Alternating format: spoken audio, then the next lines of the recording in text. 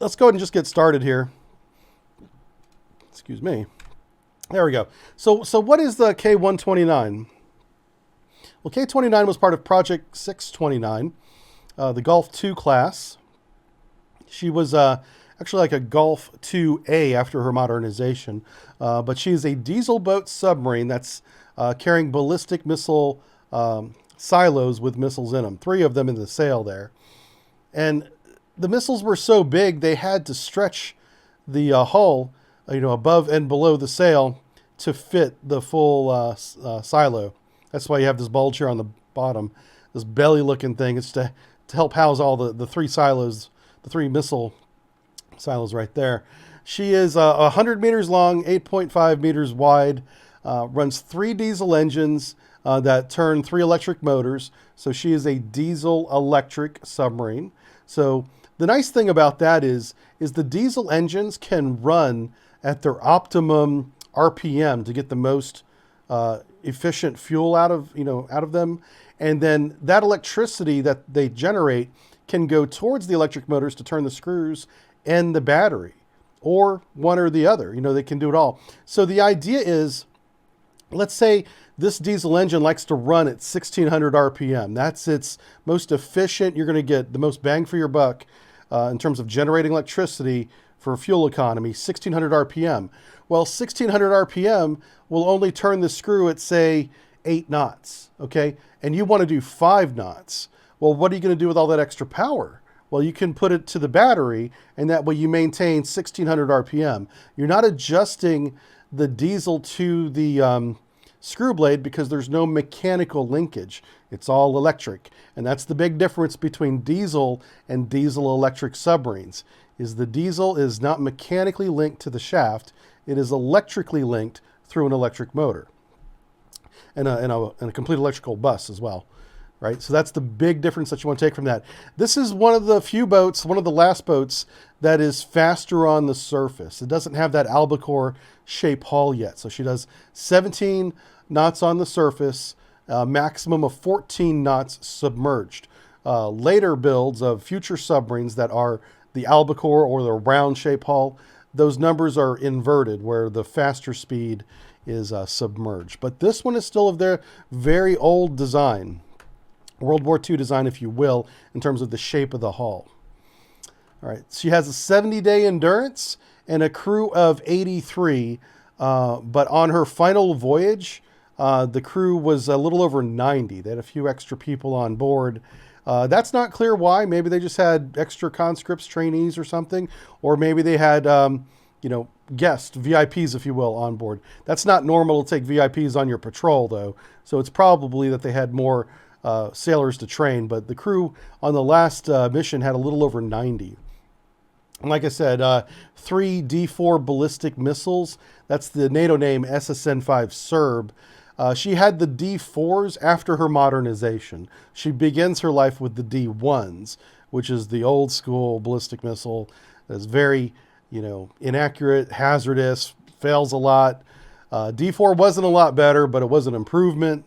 The big thing is, remember, these old ballistic missiles, these still have that liquid fuel that is very caustic, and if it mixes with seawater, it can generate that acidic gas that eats away seals and can become flammable, of course, because it's fuel. If you remember, we lost the Yankee to that. Remember the Yankee in the Atlantic in 1986 had, I don't think it was this exact same missile, but it had the liquid fueled, rocket motor. So very, very dangerous. Where are we going to build these Gulfs? Well, this particular Gulf, they were built on both sides of Russia. This particular Gulf was built on the Pacific side at Komsomolsk on Amur shipyard. That's the one that's, kind of on the Chinese or the Pacific side of Russia, a little bit south of Vladivostok down there. And it's like 300 kilometers inland on this river that you see here on the picture. So whenever they build them in the assembly building that you see there, they actually roll them out onto a floating dry dock and then push it with a tugboat down the river some 300 kilometers to the Pacific Ocean. It's actually Sea Japan, but the Pacific side of Russia. And there they do the first submerged they get it into the water. Essentially, they don't submerge it right away. They take it to Vladivostok, which is the closest and one of the largest harbors right there. And that's where it will be, commissioned, and, if there's any other sea tests that need to be done, that's where it will be done before it's finally moved to the Kamchatka Peninsula, where there's a couple of different naval bases that submarines like this one operate out of. And the reason why they keep moving her further and further east, I guess, east from the Russian perspective, is that it's closer to their patrol areas. So they get more time on patrol the further east they are stationed. So the Kamchatka Peninsula is one of the farthest east on the Asian Peninsula. That's Russian territory. So that's why they have a lot of their harbors there. Submarine harbors, ship harbors, big naval bases on Kamchatka. All right, so she's laid down in 1958, launched in 59, enters service in 1960, like I said, going downriver to Vladivostok here. And there she performs normally for 4 years, 1960, 1964. Doing patrols with that D1 missile, going out doing her thing, and there's no incidents. There's no problems with any of these deployments. She comes back to port in 1964 for a scheduled modernization. This has been planned. She's going to be upgraded. They're going to upgrade the entire missile fire control system. They're putting the D4 missiles on board, test firing them, making sure they work. That all takes about 3 years. And she finally goes back to sea in early 1968. And that's really where things kick off. But know that the submarine's been at sea for been operational for a little under 10 years. 3 of those years in modernization dry dock period. And then she's just going back to sea for the first time since this modernization. I'm going to take a second here to read chat. He says, I'm looking good today. Thank you. Yeah, the color's all jacked up, but we're going with it. I'm going to buy another camera. I appreciate the compliment, though. You feel like the story of the K-19 soon. At the end, I'm going to talk about where we're going next. Yep, that's coming up. Let's see, Rarata says, do they need a floating dry dock to return to... Oh, they would. Yeah, you wouldn't want to steam through this river because remember these submarines, they're seawater cooled systems. So at some point along the hull, they have to bring in seawater, cool some heat exchangers wherever inside the engine room, and then push that water back out. And this water is so murky and muddy, that would clog up a lot of the heat exchangers, and yeah, it would be a mess. So I would think that they would put it on a floating dry dock to bring it back. But they can do a lot of work, including this modernization work, in Vladivostok. They really don't need to come back to this shipyard unless it's like a very specific thing that they need to come back for. But that's very unlikely that they would come back to here. Great question. All right, so I thought you might like to see what Vladivostok looks like. So like I said, they come out of the river there, and they take her to Vladivostok, which is just a little bit north of North Korea. It's near the North Korean border there. And then I put an arrow towards the Kamchatka Peninsula because that's after they get commissioned and they do whatever final testing and training they want to do at Vladivostok. They are permanently deployed, out of the Kamchatka Peninsula, which is right there on the edge of the map. And these are just some satellite photos of Vladivostok here. One on the right there is a little bit of a close-up for you. You can see the ships in port. The Russian ships have a very unique mooring situation where they moor stern first. American ships can do this. I haven't seen our ships do it. Normally we pull in a pier long ways alongside of it, and that's just it. But Russians are like, the nice thing about the way that they moor is that they can literally cast off lines, start up the engines without a tugboat, and go right to sea. So our ships, for instance, we can do that, even though we didn't advertise it. For instance, the Oliver Hazard Perry class had the ability to start up its engines and be making full steam, ready to go in like 15 minutes. That was a big selling point, by the way, for that build. And she also had maneuverable thrusters where she could push herself away from the pier and get underway without tug support if she needed to. The Russians, whether or not they have that capability, they really don't need it because of the way they moor here. And I'm talking about, if you don't know, look how these ships here are moored. One, you can get a lot more ships on a pier. Look at this. Like this pier here would normally, for an American, have one ship parked alongside of it. But the Russians here have parked 6 ships. This is a That's a Utiloy right there. This is a missile tracking ship. These are a couple of little frigates. And I'm not sure what that one is. That could be a Cresta. Yeah, but anyway, 6 ships where normally Americans would have 1. Very efficient way of doing things. Snoke says, when the dry dock is fully on the surface, it doesn't draft less than a surface sub. I guess that would really depend on the floating dry dock. Yeah, I don't know. I think floating the submarines down the river, it probably has something to do with draft. Submarines draft a lot more than you think. You're only seeing like the top third of a submarine whenever you see it on the surface. The 2/3 of it is submerged. Like a 688 commonly would have, I think it's like 22 to 25 feet submerged. That's a lot. And then you only have, what, 18 feet of freeboard after that, if you count the sail all the way up to the top. Yeah, good stuff. Subhunter says, this is a Chinese Gulf. Great Wall 200 shows the size difference between it and the next Romeo. Holy smokes, that is a big, big difference. Holy cow. Good stuff. All right, let's move on to the next one here. So the modernization, like I said, took place from 1964 to 1967. She went from D1 to D4, which are difference in ballistic missiles, capabilities, ranges, reliability of the system itself. Increased the displacement of the submarine by only 100 tons, which is kind of surprising. I would expect it to be more than that, but only 100 tons. And she can also now carry up to 2 nuclear torpedoes. And when she goes to sea for the last time, she will have 2 nuclear torpedoes on board. And that was a real concern, not just nuclear missiles, but nuclear torpedoes in the bow that we don't know the state of whenever she is lost. She returns to sea in 1968 and begins deployments again. So her first captain, or captain first rank, Vladimir Kobzar, he's a very experienced captain taking the ship back to sea. The crew is also experienced, but they've been in a shipyard environment for a long time. So a lot of their experience recently has been through training and simulator and things like that.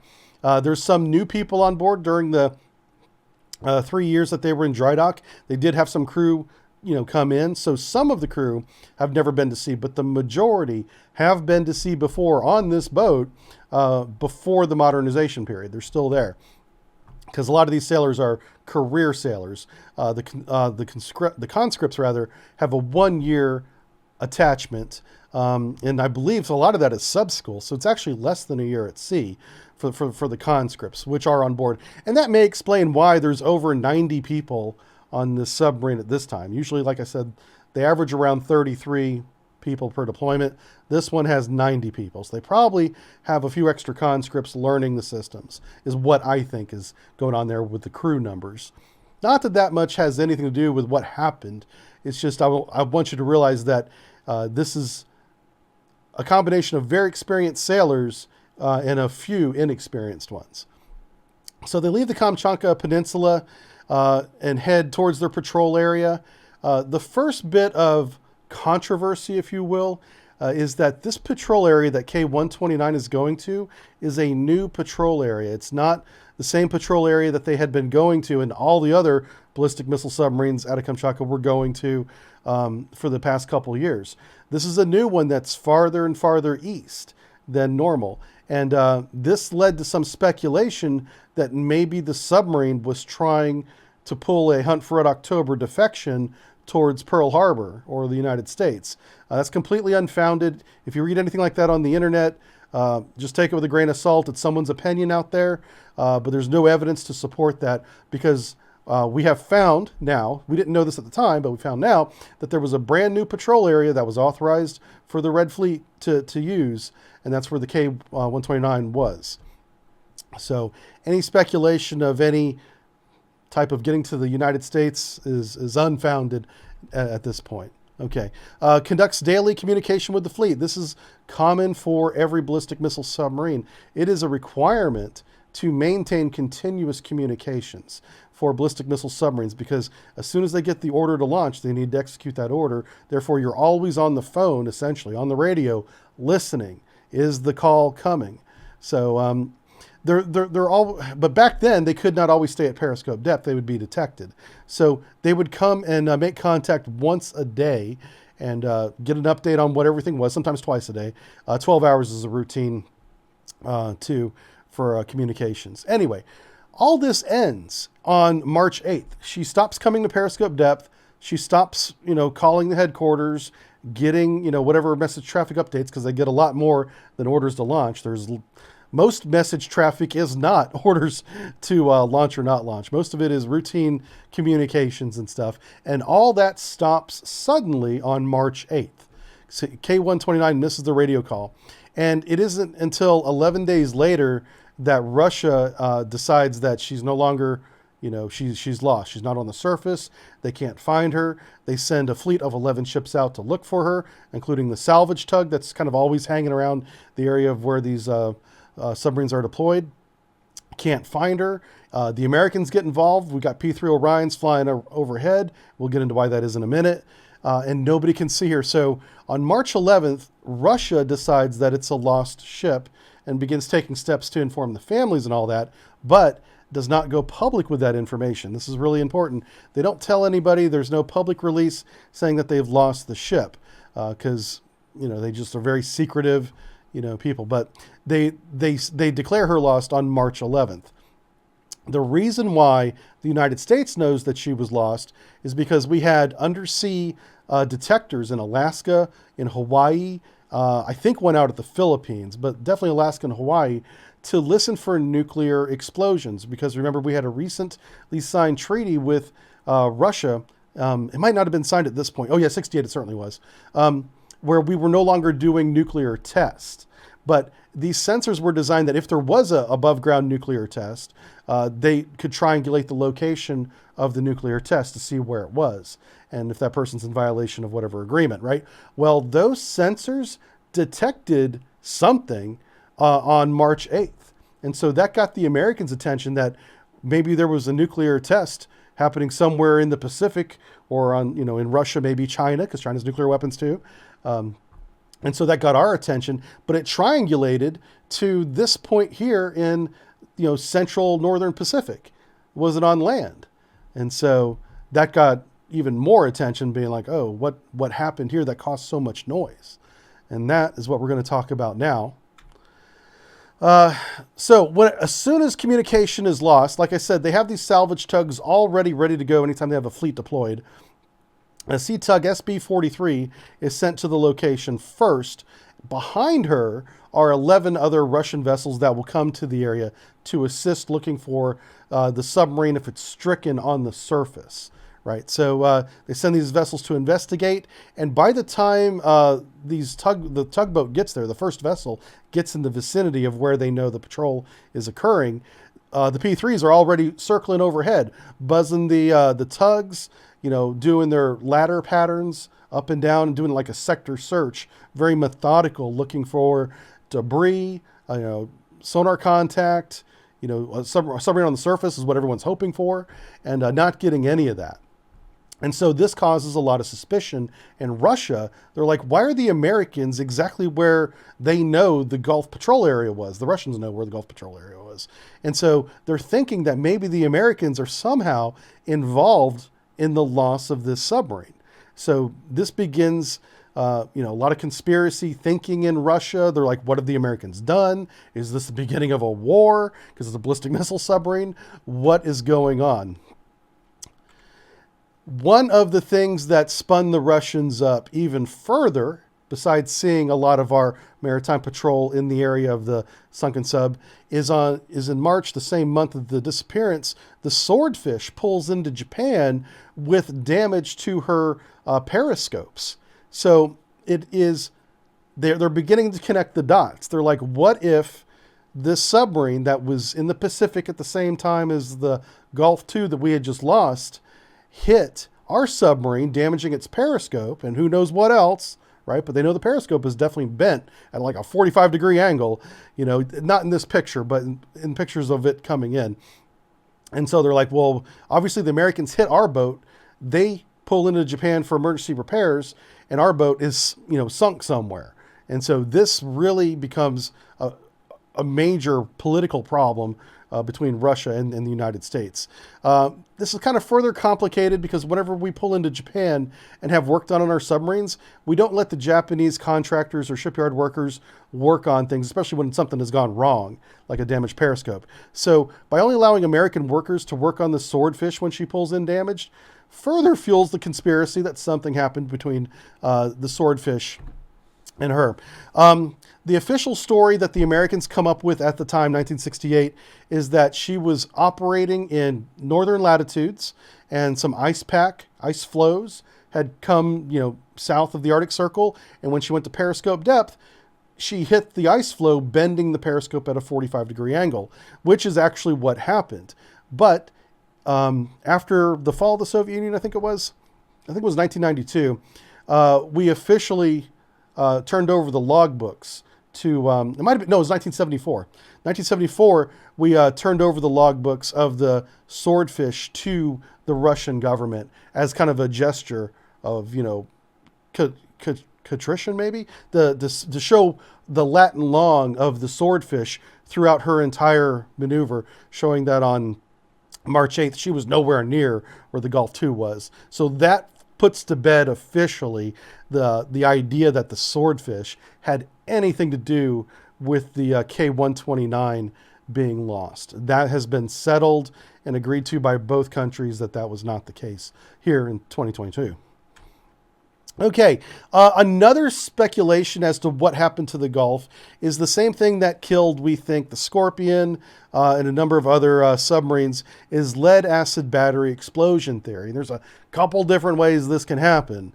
The Argentine government a few years ago, I think it was last year actually, lost the San Juan, we think, to this, or problems relating to the lead-acid battery.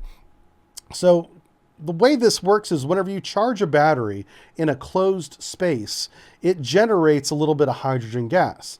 And if you don't have proper ventilation, diffusing that hydrogen throughout the boat being submerged in a closed loop system, you can still charge the battery, but you got to make sure you take the hydrogen and you put a little bit in the engine room, a little bit in control, a little bit in the torpedo room. That way, the concentration of hydrogen doesn't build up in any one compartment. Ideally, you would also do this at periscope depth and just ventilate the ship. Get the hydrogen off the boat as fast as you can. We also have scrubbers and burners on submarines that can take hydrogen from the atmosphere and either burn it off or ditch it overboard. Usually we just burn it because it's highly flammable. The idea is to keep it below 4%, because once hydrogen in any one space, whether it's the battery well or not, it becomes 4%, then it can begin to catch fire if it's given a heat source or some other method of flame. But once it reaches 18%, and this value really ranges from 18 to like over 50%, but a minimum of 18% is required for it to become explosive on its own. It's very dangerous. So the idea is you keep it well below 4%, and you don't even need to worry about it exploding. It won't catch on fire. So one theory was perhaps she was charging her batteries with an incorrect ventilation lineup, which is easy to do. I've seen the mistake happen on 688s. And obviously we corrected it because we saw big hydrogen coming. I was like, oh, Jesus, check the ventilation lineup. It had happened sometimes. And because you monitor the hydrogen consistently whenever you're charging the battery, you don't let it get too high. But perhaps they didn't have a ventilation lineup properly. They charged the battery while submerged. The hydrogen was not being evenly shared among all compartments to keep it below 4%. Got above 4%, maybe even above 18%, and exploded. And that's why we heard it on the freaking seismic nuclear, test detections. Because something on this submarine blew the hell up. It made a lot of noise because we heard it hundreds of miles away in Alaska on a seismic sensor. So that was one of the theories. All these theories are kind of before we get photos of this. And we're about to show you some pictures. This is a photo. It's actually a mosaic, if you will, combination of photos taken by the USS Halibut, assembled by the photo guys over at the CIA, and came up with this. And here you can see the back end of the sail clearly exploded. That's where the rockets were with the nuclear warheads on board. they blew up at least one of the silos, if not two, maybe even all three, but just exploded and blew the sail apart into just what looks like fencing, just hanging over the sail. Sinking and imploding will cause damage like this. Do you see how the hull is accordioned in and shrunk? Because they build these submarines in sections, like the submarine hull looks like this tube right here, right? But this is one section, this is another section, this is another section, and they weld all these sections together. Well, whenever a submarine implodes, it goes in like this, like an accordion. It squeezes together. That's one of the things that happens when a submarine implodes. You would think it would squeeze like this, but that's not the case. The weakest point of all these submarines is the welds. And so the welds collapse a millisecond before everything else does. And it just comes in like this. And that's why you see this crunch area right here, if you will. But what it doesn't do, imploding, does not explode anything. It doesn't explode the sail. So the theory that the implosion caused the rocket motors to explode is not very well grounded. What is more likely is that the rockets exploded first, causing the casualty, including flooding, and then, once it went below crush depth, pressure did the rest. Whatever happened quick, because one of the sailors' bodies that was recovered later on, we'll get to that, like I said, he was in his rack with a book, a manual. He was studying something. Remember, a lot of these young sailors were conscripts. This was their first voyage in a lot of cases, and they were learning the systems on the submarine. One of the 6 sailors that was recovered from the wreck had a book in his hand in the wreck. He died instantly, apparently, because he didn't have time to even get up out of his rack. So whatever happened was quick for a lot of the sailors there. All right, so 6 sailor bodies were recovered.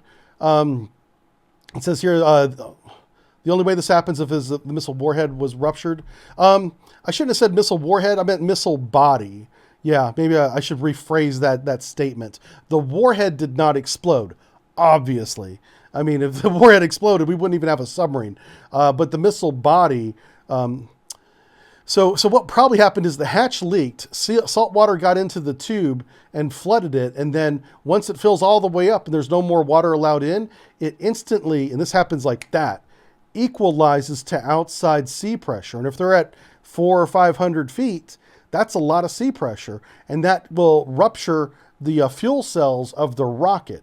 And that will instantly mix the fuel with the seawater, which causes the gas overpressurization, right? That's highly caustic and flammable because it's fuel. And that overpressurization happens very fast in a closed system that's pressurized to sea pressure now when it's not supposed to be. And that's what causes the explosion. So that is the most likely case, based on the photographic evidence we have of K-129, is that the hatch at the top leaked, seawater into the silo, like we've seen on other submarines. The Yankee SSBN in 1986, the same thing. Water gets in, it doesn't get detected by the crew, it doesn't get drained properly like they did with the Yankee for a while. Eventually that seawater fills up the entire silo over, after days and days of leaking, to the point to where it's completely full. Water does not compress, even salt water. And it's the moment it's completely full without compression, what does compress? The body of the rocket.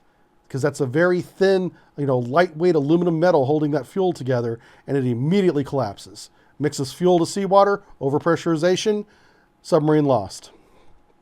That's what happened. So, yeah, just like, I don't need to read the rest of this. Anyway, like I said, don't be misled by this missile warhead rupture. I should have put missile rocket body rupture. That was, I could have definitely done better on that. All right, let's see what you guys says. Snooks says, I can confirm that it was ice. They were 2,000 miles away from the Russian sub. Your uncle was one of the sonar operators on the Swordfish. Oh, very cool. Snow cones. That is really cool. Look at that. We have, I guess, technically secondhand testimony from someone who was actually there, and it was ice. All right. Thank you. Yeah, thanks for adding that. And great to have you here, man. If he's still around, tell him I said hi. Thanks. Yeah, that's cool. All right, let's talk about the halibut. First of all, I really want to do one of these subbrief lives on the Halibut. This is one of the most interesting submarines in American submarine history. It is a special purpose submarine built to go out and collect intelligence, which is what submarines do a lot of anyway. But this one is special built to go ahead and tap undersea cables, which it did a lot of. It can actually sit on the bottom because it's got like little sled feet. It's got a dry dock lockout where divers can get in and out of the boat. There's also one on, I think it's on the bottom, not the top. And then most importantly for our story today, it has underwater cameras that it can string out on tow cables, and they have little strobe lights that flash, every so often. And every time a strobe light flashes, it takes a photograph. And they took the Halibut because they had a general idea of where this explosion was and sent it to go take hundreds, thousands of photos of the area of where they triangulated this seismic detection. And that's how we got photographs of the sunken wreck of the K-129 before the Russians even really knew what happened. The Russians knew that they lost a submarine, that was it. We knew that they lost a submarine.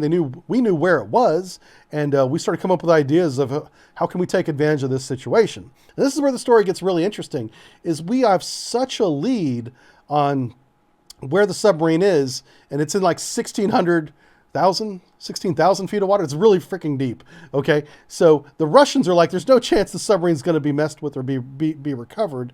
And they kind of, I don't want to say give up on it, but they move on. The Russians have no way to recover anything from the submarine. They don't have the ships or the technology at the time. They certainly do now, but they didn't back then. But the Americans, we had the engineering capability to go down and get it. Based on the photographs we got from the Halibut, we thought it was possible that we could get at least the forward half of the submarine, which would have the torpedo room, the command center, which has the codes and the safes and stuff, and then maybe even part of the sail, as much damaged as it is, with nuclear warheads. And that would be a great boon for us on the intelligence side if we got that stuff, because then we could see how they make their warheads, how capable they are, how efficient they are in fission and stuff. And potentially, because we didn't know this quite at the time, they might even have nuclear torpedoes. There ended up being 2 torpedoes in that torpedo room. Anyway, so the Halibut goes back and forth in this ladder pattern for days, months, and finds the submarine and takes pictures of it and sends those photographs off to the CIA, where they collect all the photos together and they get that mosaic. They put them all, one photo next to the other, and then you can see most of the wreck right there.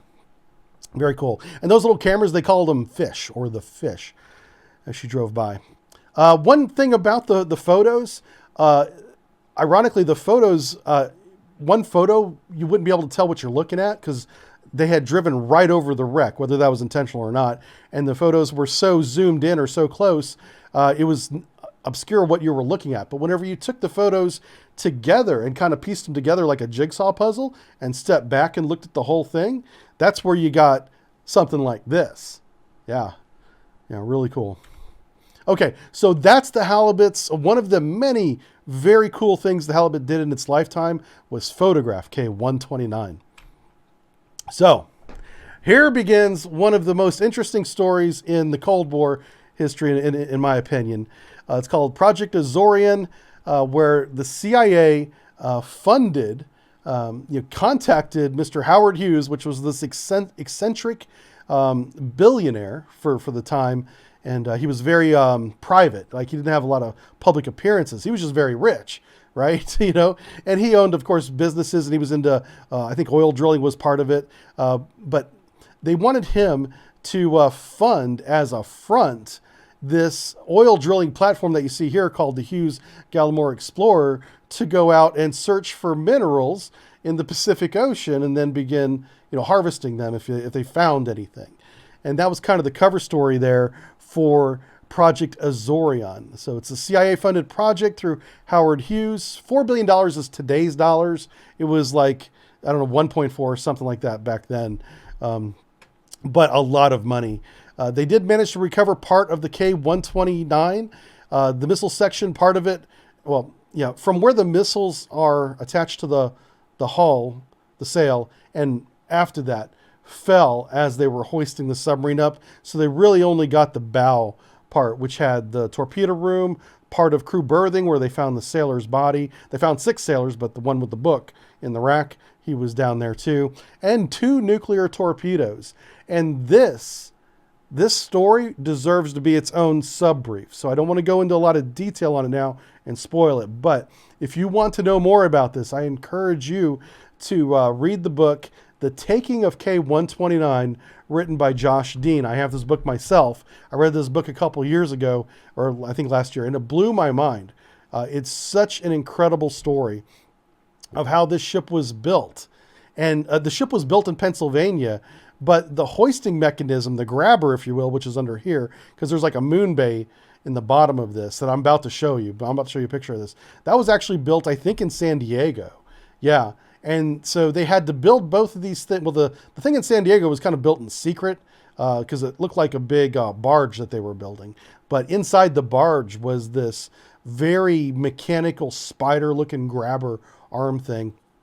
And the ship itself, being built in a Pennsylvania shipyard, was built as if it was an oil drilling rig because it had a big oil drilling rig right in the center of it.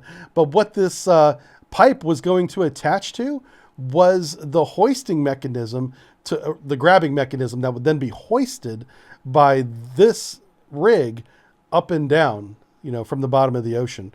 And a real quick picture of what it looked like inside the ship is it's hollow. Yeah, the ship is hollow. There was a very real concern that the ship would break in two whenever they lowered this contraption, this grabbing contraption, all the way down to the bottom.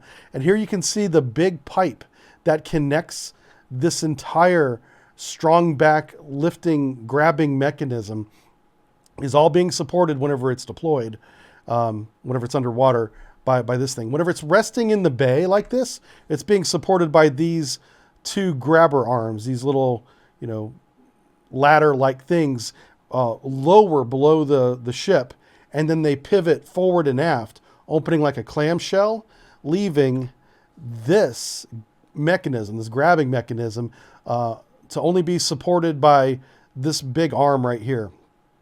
And this big arm here goes all the way up to the top of this rigging, and they lower it as if they're drilling for oil, right? So if someone looks at this ship, they'll see a crew working up here, adding pipe sections that are, you know, 160, I think it's 60 feet long. They had some pipes that were 40 and some that were 60. And I guess in drilling, it's common to have different lengths for some reason. Anyway, so they had, you know, pipes going in, and they were, you know, they would lock the pipe together, lower it the 60 feet, add another pipe, lower it 60 feet, over and over again, as if you were drilling for oil. But what it was actually doing was lowering this mechanism down to the bottom of the ocean. And it is an incredible tale. I wrote a magazine story on this, and I offered it to the Drive Warzone. They turned it down because they said that the story's been told too often. But I think it's such an interesting story that it's probably worth me writing a subbrief about it and giving it to you guys if you're interested in this. If you are and you don't want to wait for me to write the subbrief, read that book, The Taking of K-129 by Josh Dean. It goes over every detail, and if you get the hardcover book or the physical cover, it has a lot of photos like this one in it. These spheres, by the way, these are where they kept the electronics to control the hydraulic motors and stuff. Because while a lot of the hardware, the motors and the propellers and stuff are designed to go down to very deep depths, you know, the electronics and cabling themselves were not. So that's what's in the sphere. These are the electronic brains that send the commands to all the arms and stuff. And these are, of course, connected to the ship topside via these cables. So if you're wondering what's in these little spheres, this is where they house the electronics. There's 8 spheres total, and 4 of them are redundant. So they only need 4 to do the job. They put twice as many as they need to have backups. There's a primary and a secondary circuit for everything. Because once this thing is deployed, if something were to go wrong, they wouldn't be able to fix it down at its full depth. So they built in these backups to keep that from happening.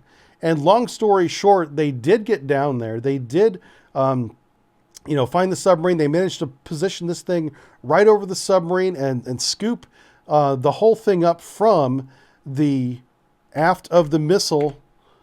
Basically, this whole picture. They grabbed it from here to here. Now, keep in mind, there's still some engine room that they're not even bothering with, right? They only wanted to grab this portion right here. And initially, they did grab that. And then right as they got it really shallow, I don't remember the exact depth, but it was before they got it all the way into the boat. They had 3 mechanical failures on the arms, including hydraulic failures, and one of the arms completely just fell off due to the stress that these grabber arms were under. And whenever it lost the support, this section here that's all damaged fell back into the ocean. I, for the longest time, thought that was a little convenient because this is where a lot of the intelligence is, and that would have been a big coup for us had we got that data. But there is a video documentary of this story as well. It's available on Amazon Prime Video if you're an Amazon video person. Forgive me, I forget the name right now, but just search for Project Azorian. It's the only one there. There's video of them lifting this thing, and then what they do is they have a still image of it, okay? And they thought the still image was live, and it was not. And the whole ship shook. And so everyone knew something had gone wrong, and they're looking at the still image, looking at this picture of the arm grabbing the submarine. And they're like, well, it's still there. What was that thing that just shook the ship? And then they realized that they had lost video connection, and whenever that happens, the video display shows the last frame of video before it lost connection, which is a really dumb system, but that's how it worked. And so whenever they reset the camera to give a live video again, you could see the claw arm was completely sheared off, and what was a submarine, this picture, inside a claw, was completely empty on that camera. And so they went through the other cameras. They had like 20-some cameras on this thing where they found they only had the bow. They only had the front section of it. And so that was a real disappointment. And because there's video evidence of that, I believe now that that is the case. They did not lie about losing the most important part of the operation, collecting those codes, launch codes, how they, the warheads would have been great to be able to dissect those, take them apart and see how they function. They did, however, get the 2 nuclear torpedoes that were in the torpedo room, and they did examine those. They brought those on board. They were, I guess, this is 1968. They didn't take full radiation precautions because, as they said in the documentary, the men at this point were so elated they felt fearless and vulnerable.